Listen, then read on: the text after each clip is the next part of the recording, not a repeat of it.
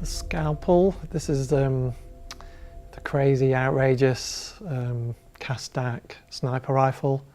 I always like the Kastak stuff because it's always been portrayed as the pirate's choice. Quite specific to that manufacturer is also like a lot of external exposed mechanical mechanisms and pistons and stuff like that. I always imagine it, even if the gun stopped working, you would just do as much damage with clubbing someone with one of these things. You can imagine it sort of being made by like a team of guys in a back room kind of thing. You know, they're at the opposite end of the spectrum in visuals for me compared to like the Gemini, but they're always really fun.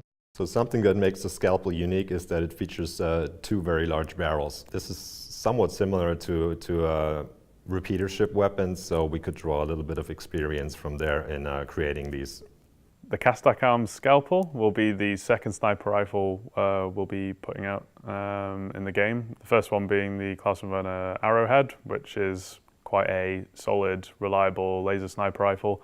We kind of, again, wanted to play around with the idea of what we could do and how we could make it quite mechanical, because if you've looked at the Devastator, there's a lot of moving parts. Every time you pump the shotgun, there's all these flaps that are opening and closing and things like that. We looked at making it a bolt-action sniper rifle, kind of a bit more of an archaic design that you might not think would appear like in the far-flung future, but it really fit the kind of idea of, you know, the notes we wanted to hit with this company and the sniper rifle they were making. Another thing, in games and in reality, you see a lot of double-barrel shotguns and things like that. And even some of our ship weapons, we've got multi-barrel repeaters and things. And we wanted to play with the idea of how a double-barrel sniper would look. We played around with the idea of it having single shots, so you can fire off one shot at a time, one in each barrel, then you can cycle. You get two shots out of that. And then we also wanted to look at a burst fire mode. So a bit more of an aggressive kind of like all-in-one, kind of like all eggs in one basket kind of shot. Like I'm firing two sniper bullets at once. It's got enormous amounts of stopping power, but you know, if you miss, you're burning through your ammo much quicker. A bit less accurate in the burst fire mode, just because there's a slight offset between, rather than both bullets coming out at once, you've got a slight offset from the recoil. You've also got this recoil dampener. It's on the exterior, so you've got these two pistons. I mean, they're kind of ridiculous. I mean, I know that, but it just looks super cool. Like having your liver on the side and, you know, your heart out here. They're just, you know, it's just all hanging out. And it sort of also basically adds to that sort of edginess of the weapon, because it just looks like it's going to give you a hard time. With the reload for this, you know, it's very much physical, mechanical thing. You know, you're having to sort of, you know, opening up this almost doorway with a latch almost, and the magazine drops out. And so again, that's just, you know, it's just a good time for animators to just put a bit more personality in her, you know, because there's a million different ways you can reload this. Quite a big problem we had with this weapon animating on the reloads was actually the magazine arm. We've limited it to about 45 degrees when it opens, but that does kind of eat into that shooter box that we have in the middle that we try to keep clear. So we had to play around with how much we keep the weapon pointing forward, but also rotate it up so that you see everything interesting on the inside of the weapon, and then have enough room to get your hand in to get that magazine. It's something that we come across on quite a lot of the weapons that have side fold-in things. If the magazine's underneath, it's a bit easier because the hand just comes under, grabs, pulls away. Anything which is on the side or close to the back, you've really got to get your hand up in, and then sometimes, like the Scalpel, you pull towards the face. It is an issue with clipping, so it's one of the main problems I had with this one. Once it's out, it's fine. Just put it in, smack it back in, close the side, weapon's ready to go again. Of course, the difficulty is, you know, as a player, you're meant to be putting this on your back. Well, it was almost the height of the player. It's just not going to work with any of the animations. It was just going to clip through absolutely everything. So there was a scaling down that had to go on, and just, you know, making sure that the stock is adjustable. You know, it gives a unique signature to this weapon, strengthens the whole Kastak sort of crazy vibe, pirate vibe. We did sort of quite a few sketches. I mean, it's the usual process. You know, we do that. We start off with silhouettes, and then we move to sort of a rough sort of blocking out in 2D, just sketching. You know, try this mechanism, try that mechanism, and then we go to first pass, concept, second pass, and then final.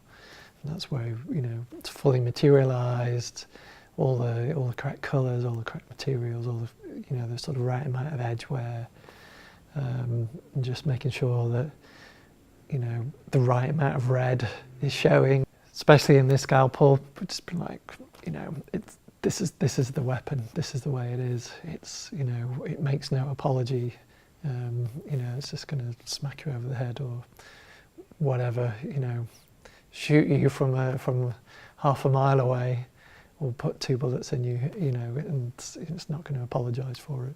I was reviewing the animators' previous animations that they'd done for the weapon, and it just I don't know. I just like it. I like the feel of it.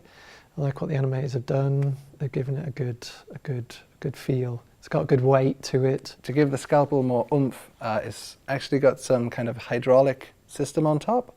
So we have control of that. So when each barrel fires, we also have the extra kickback, extra recoil on the weapon, which I think looks cool, gives it a bit more weight, a bit more feeling. The recoil on the body, because it's a single fire animation, we're actually playing an animated recoil as the base. So you get that kickback, the shoulder goes, the upper body goes, you get a bit of the hips, which you can't really get fully if it was just procedural. So then on top of that, we add the extra bits, kind of the sway to the left, the bit of inaccuracy. But as a base, we have that animated, really good looking recoil for the scalpel. One of the disadvantages with the scalpel compared to the arrowhead is that it's a ballistic weapon, so you find yourself a little bit more limited on ammo. Like the arrowhead, like eventually you might be able to recharge your mag packs and things like that. So it'll last you a little bit longer in the field. You've also got the option of charging your shots, or you can kind of pop out slightly weaker shots. Whereas this would be, like I say, it's definitely a long range and very powerful weapon, but it's a little bit less reliable in that you've got heavier recoil, you've got kind of longer time between shots to cycle your rounds, and if you go for the double shot fire mode, you'll find yourself burning through ammo quite quickly, and if you're not on target, then yeah, you're going to find yourself a bit more vulnerable. Who's going to want this weapon? I can see it being the person that's really annoying, the griefer, the person that's on a sand dune like a kilometre away, and you're on your like Dragonfly or your Nox, and you're just speeding along and you're just having a great time. It's like something out of Star Wars, isn't it? You know, and then suddenly he just tracks you and just shoots you off your bike. Yeah, I can see it. I can see that one going down well. And then, you know, put it back on your back, and then you just walk off into the desert. The ship weapon we're bringing for 3.2 is the Associated Science and Development DR Model XJ distortion repeaters that will be coming in sizes 1 to 3. So Associated Science and Development is a new company, so it will be making its debut in 3.2, and they are a very kind of like high scientific, high-tech company, very clean in look and how they operate. So we really wanted to make sure that we hit the right notes for that in the design. So this is basically the first of the weapons, the ship weapons that we've created for Associated Science and Development.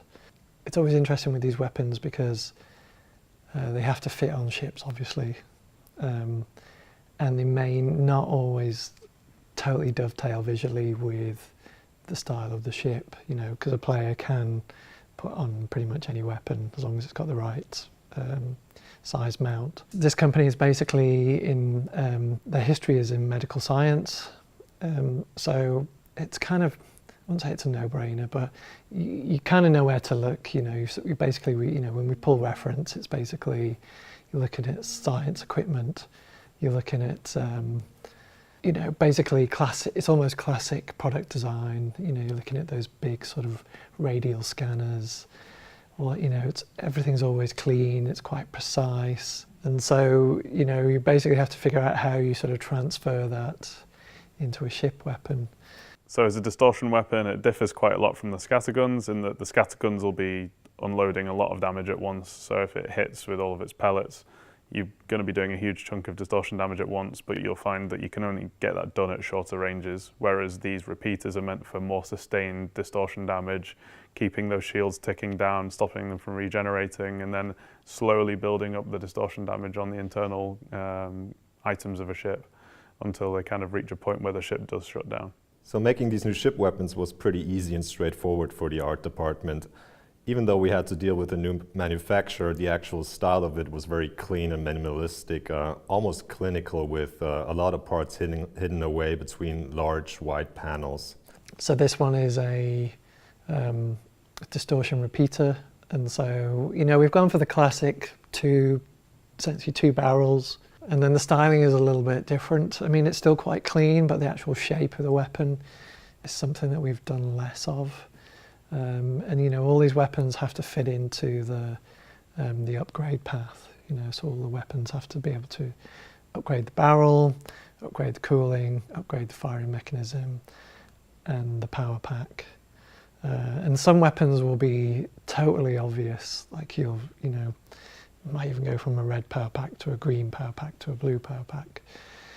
This one we've kept it very much within the sort of science medical character, so everything is quite subtle.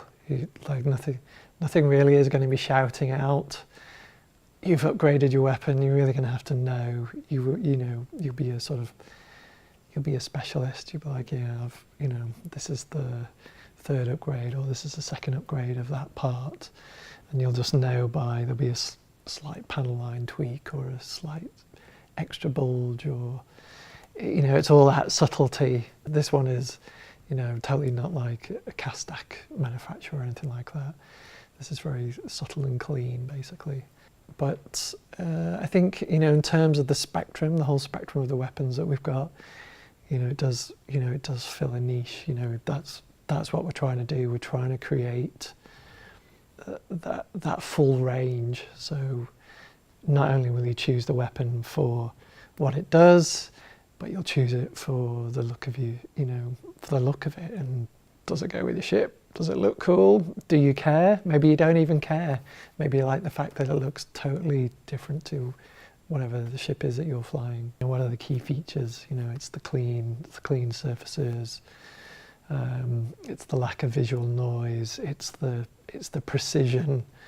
Everything's extremely precise. It's only there because it's needed to be there. If it's not needed, you don't see it. It's hidden. It's very,